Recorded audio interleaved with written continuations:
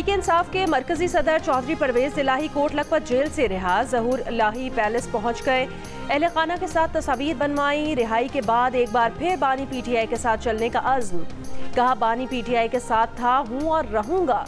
गुजरात में हमारा मैंडेट चुराया गया, जब तक हमारा मैंडेट वापस नहीं होगा शुजात साहब के बच्चों से बात नहीं होगी। परवेज इलाही ने इल्ज़ाम लगाया कि उन्हें पकड़वाने और उनके साथ ज्यादती करने में ज्यादा किरदार मोहसिन नकवी का है।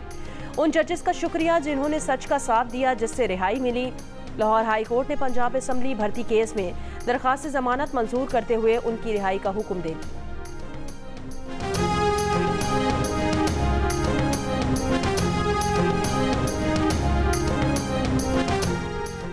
पीटीआई रहनुमा रऊफ हसन पर इस्लामाबाद के G7 मरकज में नामालूम अफराद का हमला, ब्लेड मारा, तशद्दुद भी किया। एनी शाहिदीन के मुताबिक रऊफ हसन को ख्वाजा सेराओं ने चेहरे पर ब्लेड मारा, उनके दाएं गाल पर गहरा जख्म आया है। जख्म पर 12 से ज़ायद टांके लगाए गए। रऊफ हसन ने इब्तदाई बयान में बताया कि वो निजी टीवी पर प्रोग्राम के बाद गाड़ी की तरफ जा रहे थे तो 4 अफराद ने उन पर हमला कर दिया। ब्लेड जैसे किसी तेज धार आले से उनके चेहरे पर कट लगा दिया।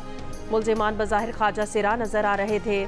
लोग जमा हुए तो हमलावर फरार हो गए। रऊफ हसन का पिम्स अस्पताल में मेडिकल। रऊफ हसन का पीर को भी इस्लामाबाद के इलाके ब्लू एरिया में ख्वाजा सेराओं से आमना सामना हुआ था।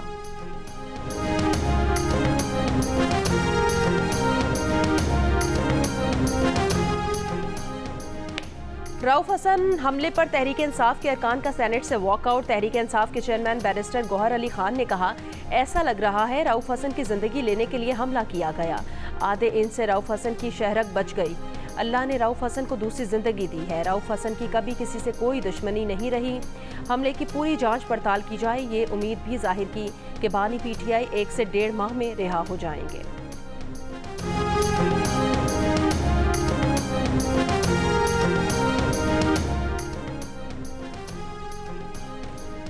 वज़ीर इत्तलात अताउल्लाह तारड़ की तर्जुमान पीटीआई रऊफ हसन पर हमले की मजम्मत। प्रोग्राम कैपिटल टॉक में बात करते हुए कहा, इस्लामाबाद में होने वाले हमले की तहकीकात होनी चाहिए। ख्वाजा सेरा को हिरासत में लिया जाए तो कहानी सामने आ जाएगी।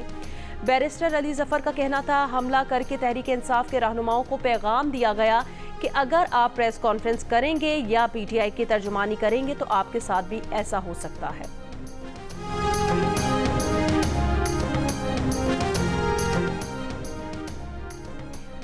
आज मुल्क के बेशतर मैदानी इलाके शदीद गर्मी की लहर के जेर असर रहेंगे। महकमा मौसमियात के मुताबिक दिन का दर्जा हरारत मामूल से 4 से 6 डिग्री ग्रेड ज़्यादा रहने का इम्कान है। गुज़श्ता रोज़ सबसे ज़्यादा दर्जा हरारत मौजूदड़ो 49 डिग्री रिकॉर्ड किया गया। सिब्बी, जैकबाबाद 48, लाड़काना, कोट अद्दू, खैरपुर, दादू 47, तुरबत, रोहड़ी, रहीम यार खान, उकाड़ा, नवाबशाह, लसबेला, कसूर, भक्कड़ 46, लाहौर 44, इस्लामाबाद 41, पेशावर, मुजफ्फराबाद 39, कराची 36, कोयटा 33 और गिलगित में ज़्यादा से ज़्यादा 31 डिग्री रिकॉर्ड किया गया। माहिरीन का शहरियों को धूप में गैर ज़रूरी बाहर ना जाने, पानी के ज़्यादा इस्तेमाल और सायादार जगहों पर रहने का मशवरा। हमने पूरे पाकिस्तान के बच्चों के लिए तरजीह दी और फिर 290 बच्चे अभी आए हैं। यही जहाज वापस जाएगा, 290 बच्चों को मजीद लेकर आएगा। उधर हम 4 दिन से घर में पड़े थे, हम कोई बीमारी वगैरह थी, ना मेडिसिन था ना फूड था, तो कुछ लोगों को बहुत मसले आ रहे थे। किर्गिस्तान से तलबा को लेकर पहली परवाज रात 2 बजे पेशावर एयरपोर्ट पहुंची। बिश्केक से खुसूसी तैयारे के जरिए 290 तलबा वतन वापस आए। वजीर बराए आला तालीम खैबर पख्तूनख्वा अमीना खान और MNA फैसल अमीन गंडापुर समेत दीगर ने इस्तकबाल किया। मीना खान ने कहा कि एक और तैयारा आज सुबह पहुंच जाएगा। मुशीर खजाना KP मुजम्मिल असलम ने कहा कि पहले आए पहले पाएं के तहत पूरे पाकिस्तान के तलबा को तरजीह दी।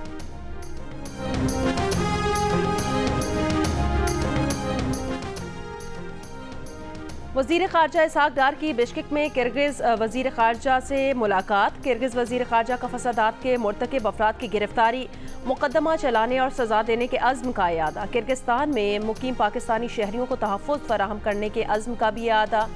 वज़ीर ख़ारजा इसहाक डार की बिश्केक में ज़ख्मी पाकिस्तानी टेक्सटाइल वर्कर शाहजेब से मुलाकात। शाहजेब की पाकिस्तान आने की ख्वाहिश पर अपने साथ खुसूसी तैयारे में वतन वापस ले जाने का ऐलान।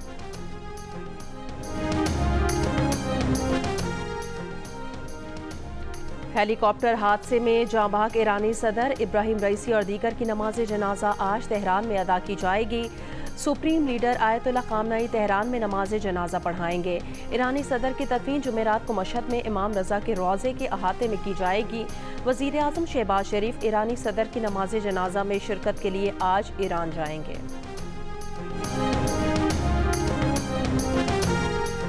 जाँ बहक ईरानी सदर इब्राहिम रईसी के हेलीकॉप्टर हादसे की तफसीलात सामने आ गईं। 3 हेलीकॉप्टर्स में से एक में मौजूद ईरानी एहलकार गुलाम हुसैन इस्माइली का कहना है सदारती हेलीकॉप्टर का पायलट कॉन्वॉय का इंचार्ज था। हेलीकॉप्टर ने परवाज की तो मौसम ठीक था। परवाज के 45 मिनट बाद सदारती पायलट ने कहा बादल से बचने के लिए परवाज ऊंची करें। 30 सेकंड बाद हमारे पायलट ने नोट किया कि सदर का हेलीकॉप्टर गायब हो गया। हमारे पायलट ने करीबी तांबे की कान पर हेलीकॉप्टर उतारा। सदर के पायलट वजीर खारजा सदर के मुहाफिज को फ़ोन किया मगर जवाब न मिला। नमाज जुमा के पेश इमाम आले हाशिम ने कॉल उठाई, बताया कि सदारती हेलीकॉप्टर को हादसा हो गया है। आले हाशिम की मौत हेलीकॉप्टर हादसे के कई घंटे बाद हुई। ईरानी सदर के हेलीकॉप्टर हादसे का तज्जिया करते हुए तुर्क मीडिया ने कई सवालात उठा दिए हैं। पूछा कि आखिर ईरानी सदर ने 30 बरस पुराना अमरीकी हेलीकॉप्टर क्यों इस्तेमाल किया और ये भी कि मुसाफिरों की तरतीब क्यों तब्दील की गई थी। सदर का पायलट पासदाराने इनकलाब का एहलकार होता था। इस बार पायलट का ताल्लुक फौज से था।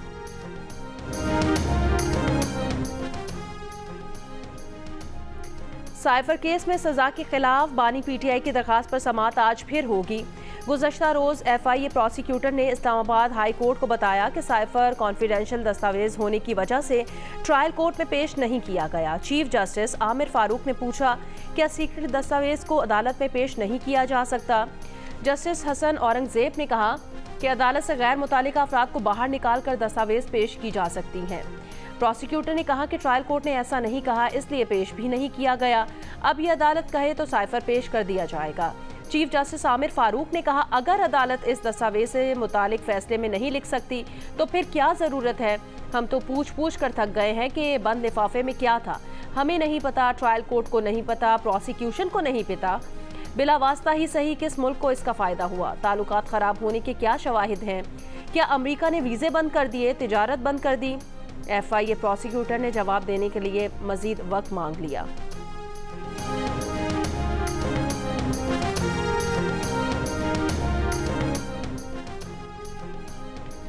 बैरिस्टर गौहर ने कहा 1.5 महीने बाद चेयरमैन पीटीआई छूट जाएंगे। उनको कैसे पता चला, ये इतलात कहां से आती हैं। सेनेटर कुर्रतुल ऐन मरी का सेनेट में इजहार ख्याल, कहा किसी भी रियासती सतून को किसी पर तरजीह हासिल नहीं।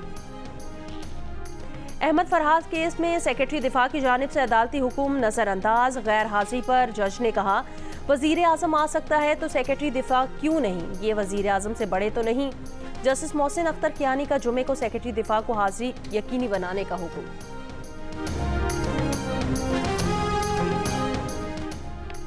जिसकी दोहरी शहरियत हो उसे सुप्रीम कोर्ट या हाई कोर्ट का जज ना लगाया जाए। आइन में तरमीम का निजी बिल कौमी असम्बली सेक्रेटेरिएट में जमा करा दिया गया। JUIFA के रुकन नूर आलम खान के बिल में कहा गया जिन जजेस की दोहरी शहरियत हो वो अपने असल मुल्क के मफाद को दांव पर लगाते हैं। टैरियन वाइट केस में बानी पीटीआई को नाअहल करार देने की दरखास्त खारिज करने का फैसला सुना दिया गया। इस्लामाबाद हाई कोर्ट में बेंच के नए सरबरा जस्टिस तारिक जहांगीरी ने कहा कि 2 जजेस पहले ही बानी पीटीआई को नाअहल करार देने की दरखास्त खारिज कर चुके हैं। तीसरे जज जस्टिस आमिर फारूक इस बेंच से अलग हो गए थे, लेकिन ये 3 में से 2 जजेस का अक्सरियती फैसला बन चुका, इसमें मजीद कार्रवाई की जरूरत नहीं। वज़ीर आज़म शहबाज शरीफ का फैज़ाबाद धरना कमीशन रिपोर्ट पर अदम इत्मीनान, दोबारा गौर की हिदायत। काबीना इजलास में कहा कि रिपोर्ट में वाक़ई खामियां हैं, रिपोर्ट TOR के मुताबिक नहीं। फैज़ाबाद धरना कमीशन रिपोर्ट के मामले पर काबीना की खुसूसी कमेटी बना दी जाए। ये कमेटी अपनी सिफारिशात वज़ीर आज़म को देगी। इससे पहले फैज़ाबाद धरना कमीशन रिपोर्ट पर सुप्रीम कोर्ट भी अदम इत्मीनान का इजहार कर चुकी है।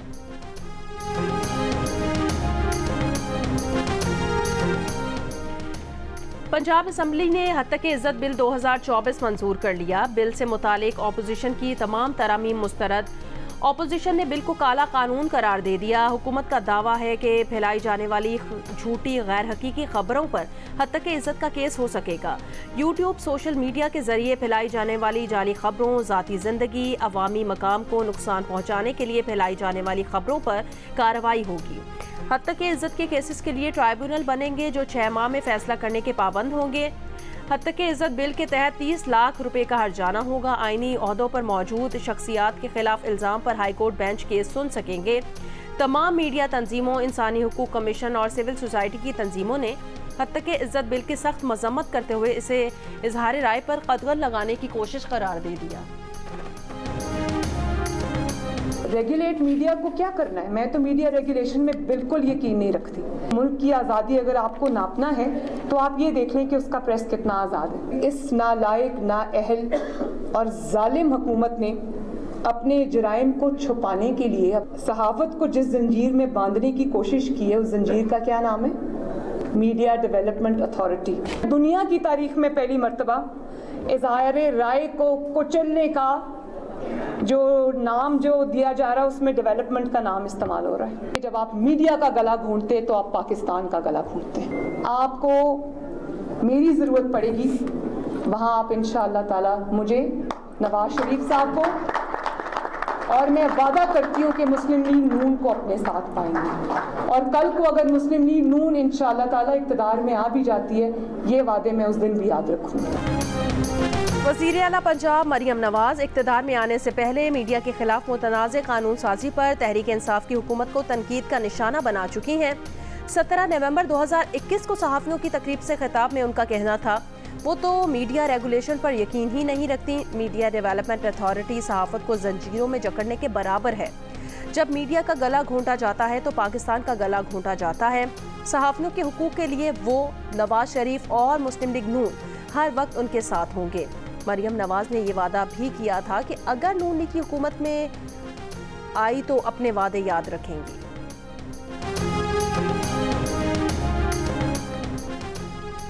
कौमी असम्बली में अपोजिशन लीडर उमर अयूब का कहना है आइन के मुताबिक किसी की जबान बंदी नहीं की जा सकती। काले कानून के खिलाफ कौमी और सूबाई असम्बलियों में मुजाहमत करेंगे।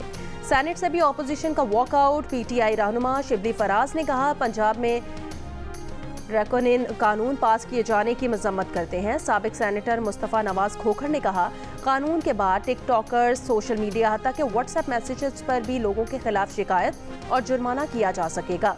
सहाफ़ी और यूट्यूबर्स भी इसकी जद में आएंगे। ट्राइब्यूनल का कंट्रोल भी हुकूमत के पास होगा। नून लीग की तो ये हालत है कि और कोई खिदमत साढ़े लायक। रहनुमा पीपल्स पार्टी रजा हारून का कहना है मरियम नवाज की नीयत ठीक हो सकती है लेकिन हत्तक इज्जत बिल को मायने ख़ेज़ बहस और स्टेक होल्डर से मुशावरत के बगैर जल्दबाजी में पास कराया गया। बिल पर दोबारा गौर करते हुए इत्तफ़ाक़ राय पैदा किया जाए।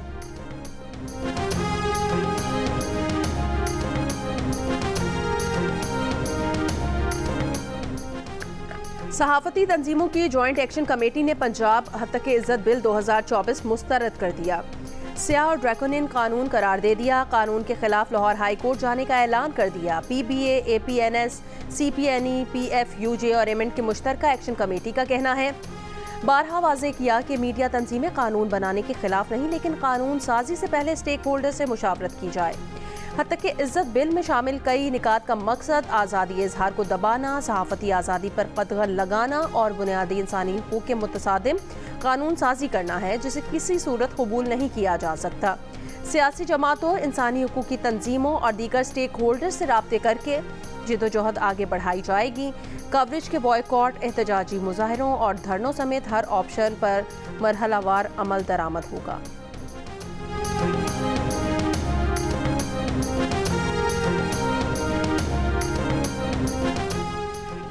पंजाब हुकूमत के हत्तक इज्जत कानून, पेका एक्ट और कोयटा प्रेस क्लब की तालाबंदी पर सहाफ़ी सरापा एहतजाज। इस्लामाबाद में PFUJ के ज़ेर एहतमाम नेशनल प्रेस क्लब के बाहर एहतजाज किया गया। सदर PFUJ अफजल भट्ट ने कहा आज़ादी इजहार राय के खिलाफ डिक्टेटर्स के कवानीन के खिलाफ भी जिद्दोजहद की मौजूदा हुक्मरानों को भी काले कानून को वापस लेना पड़ेगा। पंजाब यूनियन ऑफ जर्नलिस्ट का लाहौर प्रेस क्लब पर एहतजाजी मुजाहरा। हत्तक इज्जत कानून के खिलाफ नारेबाजी। लाहौर प्रेस क्लब के सदर अरशद अंसारी ने कहा सूबाई हुकूमत ने हद के इज्जत बिल पर पहले मुज़ाकरात किए, फिर मुज़ाकरात को सबूताज किया। पंजाब यूनियन ऑफ जर्नलिस्ट के सदर जाहिद रफीक भट्टी भी हद के इज्जत कानून की मजम्मत, वापस लेने का मुतालबा।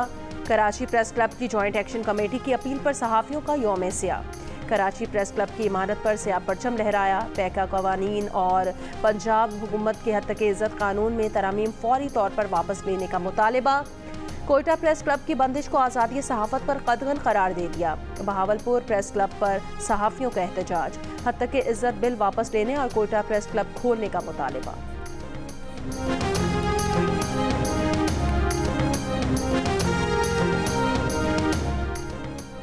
वज़ीर इत्तलात पंजाब अज़मा बुखारी ने दावा किया कि हद तक इज्जत कानून का बिल पेश करने से पहले सहाफ़ती तंजीमों से बातचीत हो रही थी और वहाँ कोई तनाज़ा पेश नहीं आया था।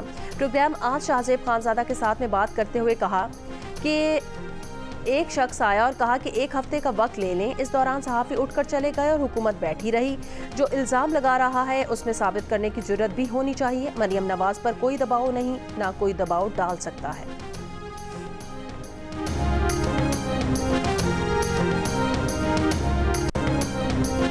सिंध के स्कूल्स में गर्मियों की छुट्टियां 1 जून से 31 जुलाई तक होंगी। नोटिफिकेशन जारी कर दिया गया। पंजाब की तर्ज पर सिंध में गर्मी की छुट्टियां कबल अज़ वक्त करने की तजवीज़ ज़ेर गौर थी।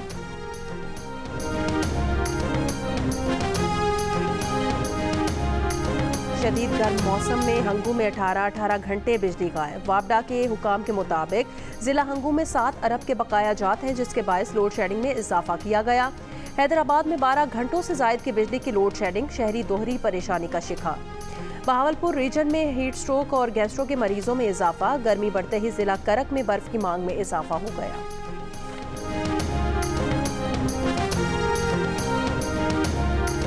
कराची में रेंजर्स का सीटीडी सिविल लाइन्स पर छापा। 19 मई को उठाया गया शहरी बाजियाब। सीटीडी के 2 एहलकार गिरफ्तार, SHO मुअत्तल।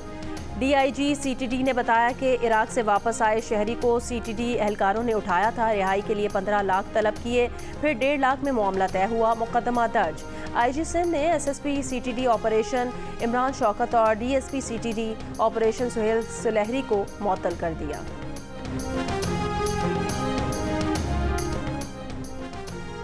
शिकारपुर में पुलिस एहलकारों को अगवा कराने में पुलिस वाला ही मुलव्विस निकला। एहलकार इरफान गिरफ्तार, दोनों मुख्फी पुलिस एहलकार बाजियाब।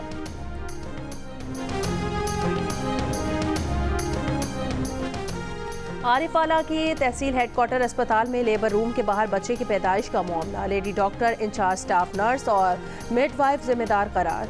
तीनों के खिलाफ सख्त एक्शन की सिफारिश। इंक्वायरी रिपोर्ट के मुताबिक गायनी अमले ने गफलत और गैर जिम्मेदारी का मुजाहिरा किया।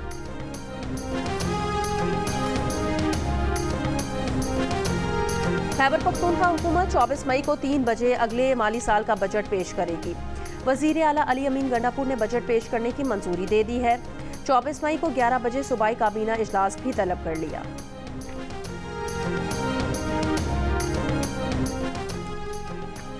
इसराइली हमलों के बायस गजा में इमदादी सामान और ईंधन की शदीद किल्लत हो गई। अक़वाम मुत्तहिदा इमदादी एजेंसी ने रफ़ा में खुराक की फराहमी रोक दी। इसराइली फ़ौज का शिमाली गजा के कमाल अदवान अस्पताल का मुहासरा। इसराइली टैंकों के अस्पताल इमरजेंसी के दरवाजे पर गोलाबारी। अमले, मरीजों और जख्मियों को इनखला का हुक्म।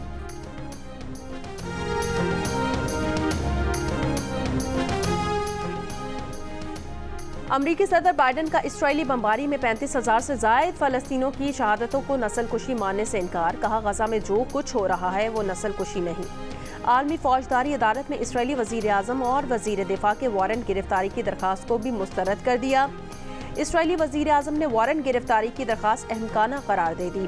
कहा, दरख्वास्त जंग के दौरान इसराइल के हाथ बांधने की कोशिश है। इसराइली वज़ीर आज़म के तर्जुमान ने कहा कि बैनुल अक़वामी अदालत ने दरख्वास्त मंजूर कर भी ली तो इतलाक़ इसराइल की सरजमीन पर नहीं हो सकता। गजा में जानी नुकसानात का सही डेटा मालूम नहीं। 9 लाख शहरियों ने रफ़ा से इनखला कर दिया। हम रफ़ा को हमास का आखिरी गढ़ समझते हैं। अमरीकी सेनेट कमेटी में वज़ीर ख़ारजा के बयान के दौरान फ़लस्तीन के हामियों का मुजाहरा। एंटनी ब्लिंकन को इसराइल के हाथों फ़लस्तीनियों के कत्ले आम में मुलव्विस करार दे दिया।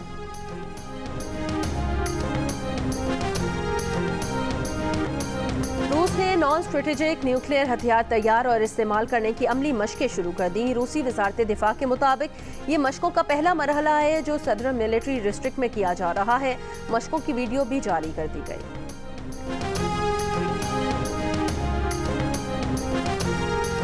जियारत के इलाके संजावी में कोयले से लदे ट्रकों पर फायरिंग। लेविस जराई के मुताबिक फायरिंग के नतीजे में ड्राइवर जाँ बहक, 3 अफराद जख्मी हो गए। फायरिंग और आग लगने से 6 ट्रकों को नुकसान पहुंचा है।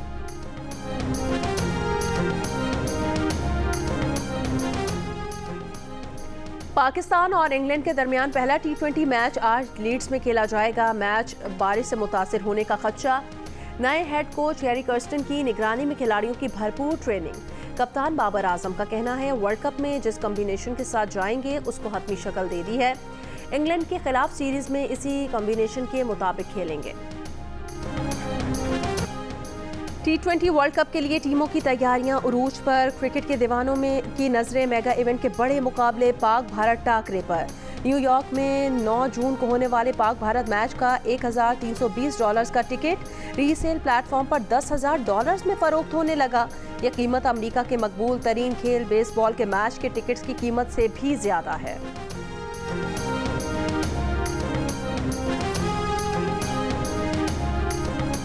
और दिल का रिश्ता ऐप दुनिया की 7वीं बड़ी जबकि पाकिस्तान की नंबर 1 सोशल ऐप बन गई है।